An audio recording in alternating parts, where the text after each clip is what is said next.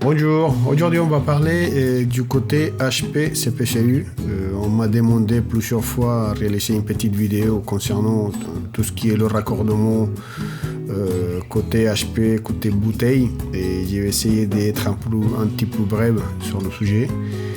Comme d'habitude, je prends des références, des photos, des bonnes photos que j'ai prises sur un chantier que j'ai fait il y a quelques années. Et là, normalement, on va pouvoir en discuter, puisque là, on voit clairement le raccordement de l'échangeur et on voit le dispositif avec la bouteille HP et le dispositif avec la vanne que j'ai mis pour le test. Tout ce qui est test d'étanchéité, puisque sur celui-là, on a fait un test hydraulique. Normalement, la PAV elle a demandé de tester le réseau à 60 bars. Et on a eu le contrôleur qui est passé et qui a fait tous les tests nécessaires. Bon, des fois, il demande des radios, mais ça dépend du chantier. Là, sur la photo, on voit le réseau déjà fini. Et avec la vanne de détente, la vanne d'isolement, les deux vannes de côté condensation avec l'eau détendeur, première vanne et en dernière, tout en bas de la bouteille HP. On voit la vanne des purges manuelles, plus le mano, un peu plus au milieu de la bouteille. On voit la vanne de régulation de condensation tout en bas, en dessous de la vanne de détente, la grosse grille. Et on voit la petite bouteille avec les deux manos et la sonde de régulation de retour de condensat qui va directement sur la vache. Ça, c'est une configuration classique, une configuration que normalement on fait un peu partout. Là, on voit l'échangeur avec une vanne normale, puisque j'ai mis une double vanne pour le test. Et sur l'échangeur, on a mis une poêle qu'on appelle. C'est une espèce de bouchon qu'on met en dessous avec un joint pour pouvoir monter le réseau à 40 bars de pression et pouvoir faire le test d'étanchéité. Et on utilise cette méthode puisqu'il y a le filtre, il y a la vanne, on peut le faire directement raccorder la vanne sur la bouteille et faire le test avec la vanne ou le faire directement sur la bouteille si on a la pièce qu'il faut. Pour ça, il faut une bride et ça dépend du diamètre de la bride qu'on puisse raccorder ou qu'on puisse monter en pression à 40 bars.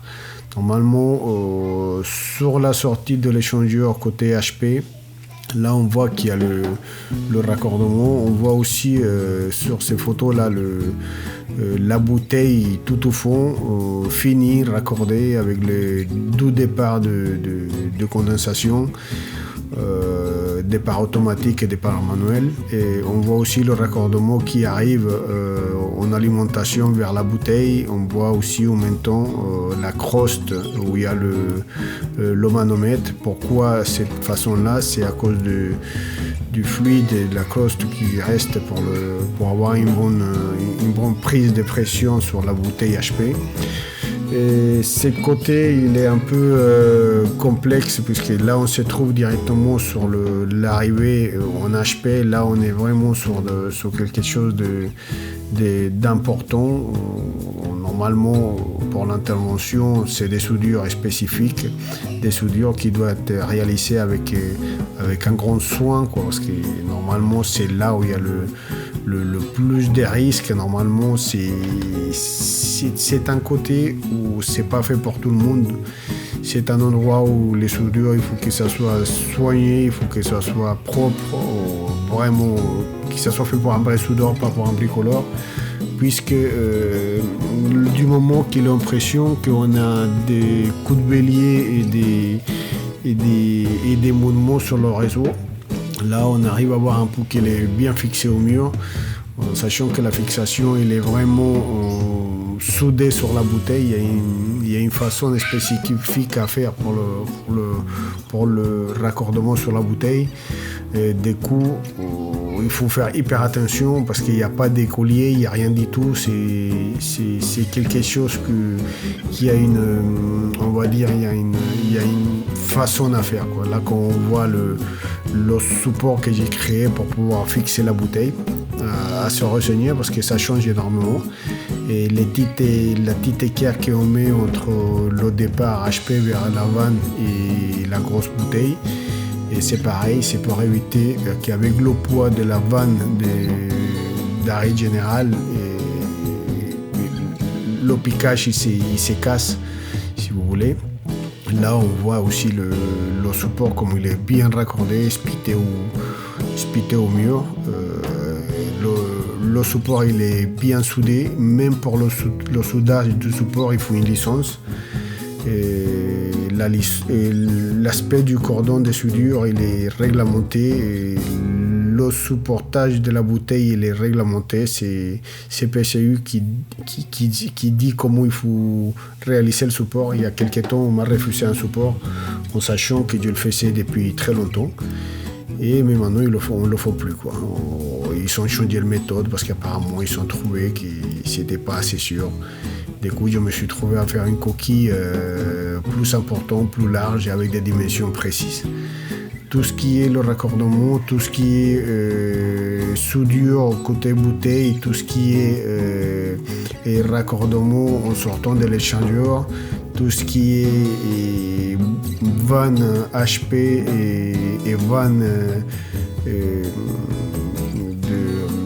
d'arrêt général, et tout ça c'est à manipuler avec soin. Il y a des codes spécifiques à respecter pour la sortie de l'échangeur, il y a des codes spécifiques à respecter pour la sortie de la bouteille. Plus, il y a une code spécifique concernant la pente qui va sur la sortie de l'échangeur vers l'échangeur. Il y a une légère pente. Et sur la sortie de la bouteille vers la bouteille, il y a une pente aussi. Du coup, il y a quelque chose à tenir en compte entre la bride qui va raccorder sur la vanne d'arrêt général et entre la bride qui va raccorder sur l'échangeur jaune. Normalement, la pente, il faut qu'il aille vers l'échangeur jaune. Et du côté des bouteilles, la pente, il faut qu'il aille vers la bouteille. Et du coup, si vous soudez une bride bien plat, bien à niveau, bien en équerre, et si vous faites la bouteille en équerre, alors que vous allez raccorder, vous allez vous retrouver avec un gros problème puisqu'il n'y a pas de pente. Et le mieux à faire, c'est d'essayer de la pointer sur place en respectant la pente et après souder tout à l'établi et pour respecter la pente demandée. Bon, j'espère que cette vidéo aussi vous a plu. Si vous avez des questions, vous pourrez me laisser vos commentaires. Allez, à la prochaine.